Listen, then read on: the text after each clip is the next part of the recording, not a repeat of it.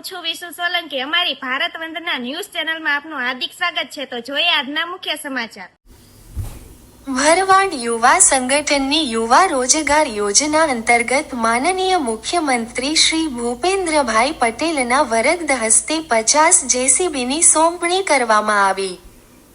તેમાં દાનાભાઈ બાથાભાઈ ભરવાડ રહેવાસી ખંભોજ ખેતીવાડી પાછળ તેમને પણ જેસીબી મુખ્યમંત્રી દ્વારા અર્પણ કરવામાં આવ્યું। તમામ ભરવાડ સમાજે ગુજરાત રાજ્યના મુખ્યમંત્રી ભૂપેન્દ્રભાઈ પટેલનો આભાર વ્યક્ત કર્યો।